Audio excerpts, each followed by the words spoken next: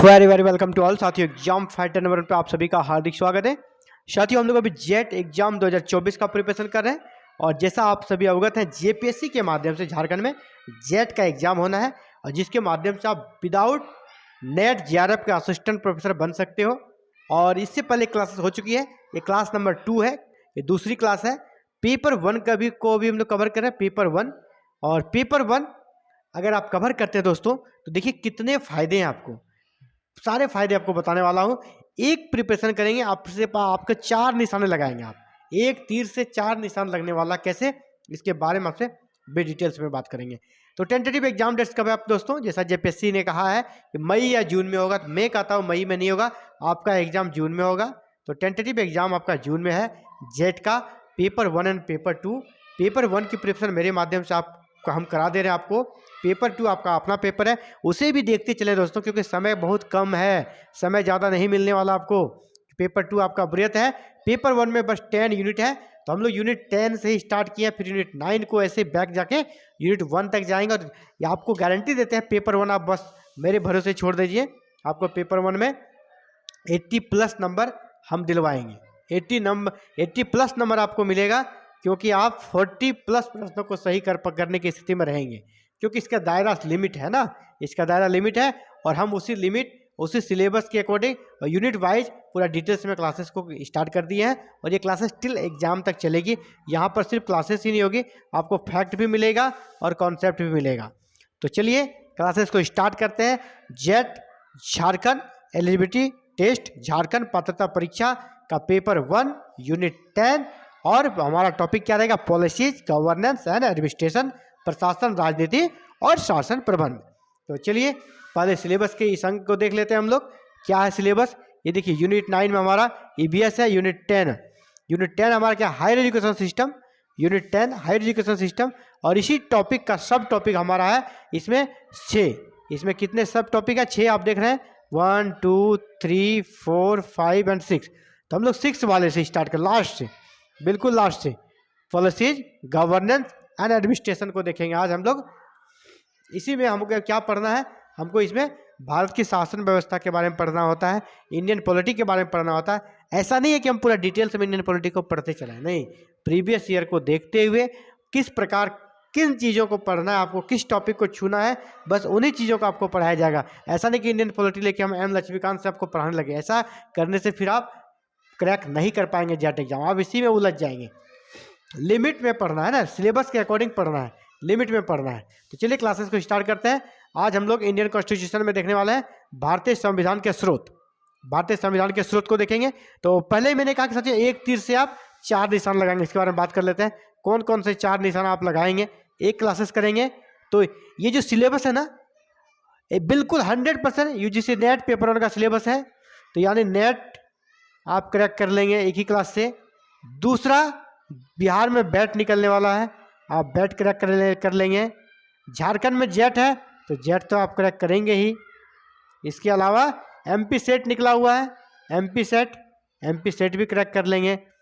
इसके अलावा छत्तीसगढ़ सेट है ना, सीजी सेट, तो सीजी सेट भी आपका है, तो सीजी सेट भी आपका क्रैक हो जाएगा।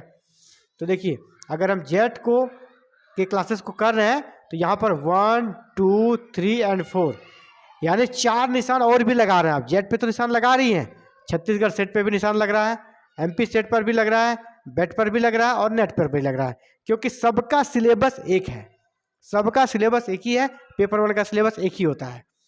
तो चलिए क्लासेस को स्टार्ट करते हैं। आज हम लोग देखेंगे भारतीय संविधान के स्रोत, sources of Indian constitution. Sources मतलब भारतीय संविधान में जो तथ्य हैं जो शामिल किए गए हैं संविधान में, ये कहाँ से लिए गए हैं, है ना, इसके स्रोत क्या है, इससे प्रश्न अक्सर पूछे जाते हैं। तो भारतीय संविधान के अनेक देशी और विदेशी दोनों स्रोत हैं। यहाँ पर देशी स्रोत भी है, माफ़ कीजिएगा दोस्तों साइड में कट गया है ये, लेकिन मैं आपको डिटेल्स में बता दूंगा कि आखिर क्या लिखा है। भारतीय संविधान के स्रोत कैसे है? देशी भी है और विदेशी। यानी भारत में जो 1947 से पहले अंग्रेजों ने बहुत सारे एक्ट बनाए थे ना, 1935 का अधिनियम, 1919 का अधिनियम, 1909 का अधिनियम, ऐसे बहुत सारे अधिनियम बने थे। उन अधिनियमों से जो चीज़ों को ग्रहण किया गया उसे देशी कहते हैं, कि आखिर वहाँ से चीज़ों को लिया गया। और विदेशी यानी कुछ देशों की, तत्कालीन देशों की कुछ अच्छी व्यवस्थाओं को यहाँ पे लिया गया, तो उन्हें विदेशी स्रोत कहा गया है। तो दोनों प्रकार के स्रोत पाए जाते हैं। भारतीय संविधान पर अगर सबसे ज़्यादा पूछा जाएगा प्रभाव किसका है, तो भारतीय संविधान पर सर्वाधिक प्रभाव भारतीय शासन अधिनियम 1935 का है। भारतीय संविधान में भारत शासन अधिनियम 1935 यानी 1935 का अधिनियम का यहाँ बहुत प्रभाव, क्योंकि भारतीय संविधान का 70% भारतीय संविधान का 70% हिस्सा यहाँ से हूबहू उतारा गया है। यानी ज़्यादा प्रभाव किसका है, देशी का, विदेशी का प्रभाव कम है, क्योंकि 70% तो सिर्फ और सिर्फ 1935 के अधिनियम से ही ले लिया गया है। तो भारतीय संविधान पर सर्वाधिक प्रभाव किसका है, भारत शासन अधिनियम 1935 का। चलिए आगे बढ़ते हैं। भारत के मूल संविधान, जो भारत का जब मूल संविधान बना तो उस समय 395 अनुच्छेद थे। इसमें से लगभग 250 अनुच्छेद ऐसे हैं जो 1935 के अनुच्छेद से, 1935 के अधिनियम से शब्दशः लिए गए हैं या फिर थोड़ा परिवर्तन किया गया। जैसे मैंने पहले कहा, 1935 के अधिनियम में से भारतीय संविधान का 70% हिस्सा, भारतीय संविधान का 70% हिस्सा 1935 का अधिनियम से ही कर सकते हैं पूर्ण हुआ है। तो उसमें से अगर अनुच्छेदों में इसको परिवर्तन करें, अनुच्छेदों में इसको बदलें, तो जब भारत का संविधान बना, लागू हुआ, तो कितने अनुच्छेद थे, 395 अनुच्छेद थे। इसमें से 250 अनुच्छेद तो सिर्फ और सिर्फ 1935 के अधिनियम से ही लिया गया है। यानी बहुत ही मेजर रोल है 1935 के अधिनियम का। या तो डायरेक्ट इसे शब्दशः हूबहू ले लिया है या उसमें थोड़ा बहुत परिवर्तन किया गया है उन 250 अनुच्छेदों को। भारत के संविधान के निर्माण में निम्न देशों के संविधान से सहायता ली गई है, क्योंकि बहुत सारे देशों में लोकतांत्रिक व्यवस्था चल रही थी। तो जो चीज़ें अच्छी है वहाँ पे सफल हुई है, फलीभूत हुई है, और वहाँ व्यवस्थाएं बहुत दिनों से चल रही है, तो उनको यहाँ पर कह सकते नकल करने का काम किया गया। उसे भारतीय नेताओं ने अडॉप्ट किया, संविधान सभा ने अडॉप्ट किया और भारत में शामिल किया। तो ये प्रश्न अक्सर पूछे जाते हैं, किस देश से क्या कौन से प्रावधान लिए गए हैं, ये प्रश्न अक्सर आते हैं। जैसे चलिए अभी हम लोग संयुक्त राज्य अमेरिका की बात करते हैं। विश्व का सबसे बड़ा हमारा लोकतांत्रिक देश है भारत, लेकिन विश्व का सबसे पहला लोकतांत्रिक देश हमारा संयुक्त राज्य अमेरिका है, जिसका कि पहला लिखित संविधान बना। तो संयुक्त राज्य अमेरिका से क्या क्या लिया गया हमारे संविधान में, हमारे संविधान की कौन कौन सी व्यवस्थाएं संयुक्त राज्य अमेरिका से ग्रहण की गई है। तो सबसे महत्वपूर्ण है वह है मूल अधिकार, फंडामेंटल राइट कहाँ से लिया गया है, अमेरिका से। दूसरा, संविधान की सर्वोच्चता, जो बहुत ही इंपॉर्टेंट चीज़ है ना। हमारा देश में फंडामेंटल राइट मिला है लोगों को, ये किस देश के संविधान से ग्रहण किया गया है, अमेरिका से। यहाँ पर किसकी सर्वोच्चता है भारत में, तो संविधान की सर्वोच्चता है। अमेरिका में भी संविधान की सर्वोच्चता है, अमेरिका से लिया गया है। राष्ट्रपति का जो प्रावधान है, निर्वाचित राष्ट्रपति, वो अमेरिका से हम लोगों ने लिया है, क्योंकि हमने ब्रिटेन से आज़ादी पाई, ब्रिटेन का हमारे ऊपर काफ़ी प्रभाव था, लेकिन हमने ब्रिटेन के सिस्टम का अडॉप्ट नहीं किया, क्योंकि ब्रिटेन में भारत के राष्ट्रपति के समतुल्य जो पद होता है वहाँ का महाराजा और महारानी होती है। तो महाराजा और महारानी वहाँ पे इलेक्टेड नहीं होती है, निर्वाचित नहीं होती है ब्रिटेन में, वो चुने हुए नहीं होते हैं, वो अनुवांशिक होते हैं ना, वो कह सकते हैं वंशानुगत होते हैं। जैसे राजा है, महाराजा, उसका बेटा अगला प्रिंस, वही फिर महाराज बनेगा। इसी प्रकार वो चलते आ रहा है वंशानुगत। वहाँ इलेक्शन नहीं होता है, चुनाव नहीं होता है, जबकि भारत में राष्ट्रपति चुनाव के माध्यम से आते हैं, जिस प्रकार अमेरिका में भी राष्ट्रपति चुनाव के माध्यम से आता है। तो निर्वाचित राष्ट्रपति का प्रावधान कहाँ से लिया हमने, अमेरिका से। इसी पर राष्ट्रपति को महाभियोग के द्वारा हटाया भी जा सकता है हमारे संसद के द्वारा। तो राष्ट्रपति पर महाभियोग का प्रावधान भी हमारा अमेरिका से ही लिया गया है। न्यायपालिका को स्वतंत्रता देनी होगी तभी संविधान की रक्षा होगी, है ना। तो न्यायपालिका की स्वतंत्रता भी हमने अमेरिका से लिया है। और इसी से मिलता जुलता है न्यायिक पुनरावलोकन, यानी सुप्रीम कोर्ट या हाई कोर्ट अगर कोई डिसीजन दे देती है तो उस पर वो फिर से अवलोकन कर सकती है, फिर से नया निर्णय उस पर दे सकती है। न्यायिक पुनरावलोकन का प्रावधान ये भी अमेरिका से है और भारत में इसे अडॉप्ट किया गया है। वित्तीय आपातकाल, जो हमारा संविधान का अनुच्छेद 360 है, वित्तीय आपातकाल देश में जब लागू हो जाता है उस समय किस प्रकार की व्यवस्थाएं होगी, ये भी लिया गया कहाँ से, वित्तीय आपातकाल अमेरिका से ही लिया गया है। तो अमेरिका से ये कितने हो गए, 7। याद रखिएगा, मूल अधिकार, संविधान की सर्वोच्चता, न्यायिक पुनरावलोकन, स्वतंत्र न्यायपालिका, राष्ट्रपति पर महाभियोग, निर्वाचित राष्ट्रपति और वित्तीय आपातकाल, ये सभी अमेरिका से ले गया है। ब्रिटेन से हमने 3 चीज़ों को लिया है, ब्रिटेन से 3 चीज़ों को लिया है। हमारे देश में संसदीय शासन प्रणाली है, तो संसदीय शासन प्रणाली हमने ब्रिटेन से लिया है। एकल नागरिकता, अमेरिका में देखिए दोहरी नागरिकता है, अमेरिका में नागरिकता कैसी है, दोहरी। तो भारत ने ऐसा ही नहीं कि सिर्फ नकल कर लिया, उसे जो अच्छा लगा वही किया। अमेरिका से हमने बहुत चीज़ें लिया, लेकिन अमेरिका की दोहरी नागरिकता को हमने नहीं लिया, अमेरिका की दोहरी नागरिकता को नहीं लिया, क्योंकि इस देश में कर सकते हैं देश की जो अखंडता है उस पर चोट पहुंचती, इसीलिए हमने कौन सी नागरिकता ली, एकल नागरिकता। आपके पास हमारे पास कौन सी नागरिकता, हम तो सभी भारतीय नागरिक हैं। ऐसा नहीं कि कोई राजस्थान के तो राजस्थान के नागरिक है, कोई अगर यूपी के तो यूपी के नागरिकता है उनके पास, नहीं, सिर्फ और सिर्फ एक ही नागरिकता हमारे पास, एकल नागरिकता है। जैसे ब्रिटेन में है एकल नागरिकता, अमेरिका में ऐसा नहीं है। अमेरिका में एक अमेरिका की नागरिकता होती है लोगों के पास, अगर कोई कैलिफोर्निया स्टेट से है तो उसे कैलिफोर्निया की भी एक सिटीजनशिप मिलती है, वहाँ की भी नागरिकता मिलती है, यानी वो दोहरी नागरिकता है अमेरिका में। हमने दोहरी नागरिकता को अडॉप्ट नहीं किया, हमने एकल नागरिकता को अडॉप्ट किया, जो कि ब्रिटेन से लिया। विधि निर्माण प्रक्रिया, किस प्रकार कानून बनेगा, ये लोकसभा से पास होगा, फिर वो राज्यसभा से पास होगा, फिर राष्ट्रपति का सिग्नेचर होगा। ये जो प्रक्रिया हमने कहाँ से लिया है, ये भी आपका ब्रिटेन से लिया है। तो 3 चीज़ें, संसदीय प्रणाली या संसदनात्मक प्रणाली, शासन प्रणाली, एकल नागरिकता और विधि निर्माण प्रक्रिया हमने ब्रिटेन से अडॉप्ट किया है। आयरलैंड से क्या लिया है, आयरलैंड से बहुत बार ये जो प्रश्न आता है अक्सर कि राज्य के नीति निर्देशक तत्व, राज्य के नीति के निर्देशक तत्व किस देश से लिए गए हैं, तो ये आयरलैंड से लिया गया है। राष्ट्रपति का निर्वाचक मंडल, राष्ट्रपति का प्रावधान पूछा जाएगा, है ना, निर्वाचित राष्ट्रपति वो अमेरिका से, लेकिन राष्ट्रपति के निर्वाचक मंडल में कौन होंगे, जैसे लोकसभा के निर्वाचित मेंबर, राज्यसभा के निर्वाचित मेंबर होते हैं, है ना, दोनों के निर्वाचित मेंबर, और विधानसभा के निर्वाचित मेंबर होते हैं, विधानसभा के। तो इन तीनों के जो निर्वाचित मेंबर होते हैं लेजिस्लेटिव असेंबली के, और लोकसभा और राज्यसभा के, इनके निर्वाचित प्रतिनिधि ही राष्ट्रपति के निर्वाचक मंडल होते हैं, और यही सिर्फ राष्ट्रपति के निर्वाचन में भाग लेते हैं। तो ये जो निर्वाचक मंडल की व्यवस्था है राष्ट्रपति का, तो ये भी हम लोगों ने आयरलैंड से लिया है।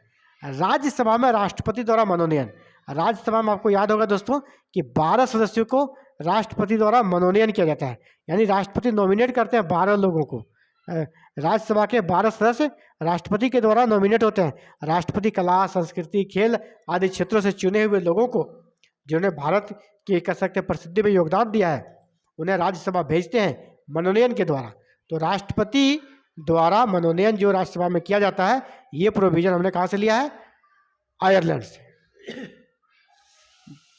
ऑस्ट्रेलिया से हमने क्या लिया है, प्रस्तावना की भाषा, भारतीय संविधान की प्रस्तावना की जो भाषा है ये ऑस्ट्रेलिया से ली गई है।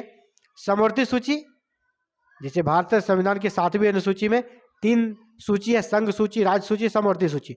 इसमें समवर्ती सूची ऐसा है जिसमें सेंट्रल भी कानून बना सकता है और स्टेट भी बना सकता है, यानी दोनों का अधिकार है। इस सूची में जो भी विषय शामिल है उस पर दोनों का अधिकार होता है, केंद्र का भी, राज्य का भी। तो ये प्रावधान हमने ऑस्ट्रेलिया से लिया है। शक्तियों का विभाजन, कि केंद्र में के पास क्या शक्तियाँ रहेगी, राज्य के पास क्या शक्तियाँ रहेगी, ये हमने कहाँ से अडॉप्ट किया है, ऑस्ट्रेलिया से किया है। तो 3 चीज़ें, प्रस्तावना की भाषा, समवर्ती सूची और शक्तियों का विभाजन केंद्र और राज्यों के बीच, ये सारे प्रावधान ऑस्ट्रेलिया से लिए गए। जर्मनी से हमने क्या लिया है, आपात उपबंध। जैसे हमारे देश में आर्टिकल 352 के साथ और राष्ट्रीय आपातकाल, और 356 के तहत राज्यों में आपातकाल, जिसको राष्ट्रपति शासन बोलते हैं, लगाया जाता है। ये सारे जो प्रोविजन लिए गए हैं, ये हमारा आपात उपबंध इसको बोलते हैं, जर्मनी से लिया गया है। कनाडा से क्या लिया हमने, कनाडा से लिया हमने 2 चीजें, पहला संघात्मक विशेषता है, दूसरा अवशिष्ट शक्तियां केंद्र के पास। जैसा मैंने कहा संविधान की 7वीं अनुसूची में 3 सूची है, केंद्र सूची, राज्य सूची और समवर्ती सूची। लेकिन बहुत सारे ऐसे भी विषय हैं जो कि सूची में शामिल नहीं है, वो छूट गया है, तो वो किन के पास रहेगा, ये एक विवाद का विषय था। इसमें साफ साफ लिख दिया है कि जो सूची अभी ना ही केंद्र सूची में है, न ही राज्य सूची में है, न ही समवर्ती सूची में है, किसी में भी नहीं है, तो वो फिर कहाँ चला जाएगा, वो फिर चला जाएगा केंद्र के पास, वो फिर चला जाएगा केंद्र सूची में, वो चला जाएगा आपका केंद्र के पास। वो सारी शक्तियाँ केंद्र के पास रहेगा, यानी अवशिष्ट शक्तियाँ किसके पास रहेगा, केंद्र के पास। ये हमारे कनाडा से लिया है। और भारत में अवशिष्ट शक्तियाँ केंद्र सरकार के पास है। अगला है संघात्मक विशेषता है कि केंद्र में अलग सरकारें रहेगी, राज्य में अलग सरकारें रहेगी। केंद्र की सरकारों को कुछ मामलों में अधिकार रहेगा, राज्य की सरकारों को कुछ मामलों में अधिकार रहेगा। यानी पैरेलल गवर्नमेंट चलेगी, समानांतर सरकार चलेगी, केंद्र में भी राज्यों में भी, दोनों के पास अपने अपने अधिकार होंगे। इस प्रकार की विशेषताओं को संघात्मक विशेषताएं कहते हैं, जैसे अमेरिका में है। लेकिन हमने अमेरिका वाला संघात्मक विशेषता को नहीं लिया, हमने किसका वाला लिया? कनाडा वाला, क्योंकि उसको भारतीय परिस्थितियों के अनुकूल ढालने के लिए हमें लगा कि नहीं, कनाडा वाला ज़्यादा कर सकते हैं, सॉफ्ट है ना। अमेरिका की संघात्मक विशेषताएं थोड़ा कर सकते हैं, बहुत रिजिड है, कठोर है, वो हमारे देश में करने से दिक्कत हो जाता है। इसलिए हमने कनाडा वाले संघात्मक विशेषता को शामिल किया है। तो कनाडा से दो चीज़ें, संघात्मक विशेषताएं और अवशिष्ट शक्तियां केंद्र के पास रहेगी। अगला है हमारे संविधान में संशोधन हो सकता है ना। आर्टिकल 368 के तहत संशोधन होता है और अभी तक यहाँ पर 400 प्लस संशोधन हो चुके हैं, 500 के लगभग संशोधन यहाँ पे कंप्लीट होने वाले हैं। इतने सारे संशोधन जो हुए हमारा किस आर्टिकल के तहत हुआ है? 368। तो संविधान में संशोधन हो सकता है। तो संविधान संशोधन की जो प्रक्रिया है, जो प्रक्रिया होती है संविधान को संशोधित करने की, इस प्रक्रिया को हमने कहाँ से अडॉप्ट किया है? साउथ अफ्रीका, दक्षिण अफ्रीका से। संविधान संशोधन की प्रक्रिया आर्टिकल 368 को हमने कहाँ से लिया है? दक्षिण अफ्रीका से। अगला है मूल कर्तव्य। संविधान में 11 मूल कर्तव्य जोड़े गए हैं कि नागरिकों के क्या कर्तव्य होंगे। आप सिर्फ अपना मूल अधिकार लेके ना बैठे रहें, आपके भी देश के लिए कुछ कर्तव्य होने चाहिए, जिसे फंडामेंटल ड्यूटीज कहते हैं, मूल कर्तव्य कहते हैं। तो ये मूल कर्तव्य हमने कहाँ से अडॉप्ट किया है? रूस से, सोवियत संघ से। अगला है विधि द्वारा स्थापित प्रक्रिया, यानी देश में कोई भी किसी को भी कोई भी कर सकते सजा दिया जाएगा या कोई भी कार्य होगा तो वो कैसे होगा? विधि द्वारा स्थापित प्रक्रिया, जो कानून बन गया है उसी के अकॉर्डिंग होगी। ये नहीं एक नया कानून बनाकर उस पर लागू कर दिया जाएगा, नहीं, विधि जो स्थापित हो गई है, पुरानी व्यवस्था है, उसी के अनुसार ही सारे कार्य होंगे। यानी विधि द्वारा स्थापित प्रक्रिया हमने कहाँ से लिया है? जापान से। तो भारतीय संविधान के स्रोतों में हम लोगों ने देखा कहाँ से कौन से प्रोविजन लिए गए हैं, जिसको आपको अच्छे से बिल्कुल याद कर लेना है दोस्तों, क्योंकि यहाँ से अक्सर प्रश्न आते हैं। तो इसी प्रकार जेट की क्लासेस लगातार चलती रहेगी। जेट पेपर 1 की क्लासेस चलती रहेगी और पेपर 1 में हमारा टारगेट है कि आपको 80 प्लस स्कोर दिलाना है। 80 प्लस आप स्कोर लाएंगे, इसकी मैं गारंटी दूंगा। बस आप क्लासेस को लगातार करें, वीडियो में लगातार बने रहें और एग्जाम तक ये क्लासेस चलती रहेगी। साथ ही आप भी चाहते हैं जेट एग्जाम 2024 में निश्चित रूप से सफल होना, तो आप हमारे साथ जुड़ सकते हैं और आज ही जुड़ सकते हैं और क्लासेस को ज्वाइन कर सकते हैं। क्लासेस बिल्कुल फ्री है और हमारे साथ जुड़कर क्लासेस का लाभ लेने के लिए दोस्तों बस आपको क्या करना है, चैनल को सब्सक्राइब कर लेना है, बेल आइकन को प्रेस करके ऑल बटन को क्लिक कर लेना, ताकि आने वाली क्लासेस की वीडियो जो कि एवरी डे इवनिंग में अपलोड की जाती है आप तक पहुंचे, इसकी नोटिफिकेशन आप तक मिले और आप क्लासेस को देख सके और जेट एग्जाम पेपर 1 में कर सकते सफलता का झंडा गाड़ते हुए शानदार स्कोर के साथ जेट क्रैक कर सकते हैं। Thank you very very much for watching this video and connecting with exam fighter number 1।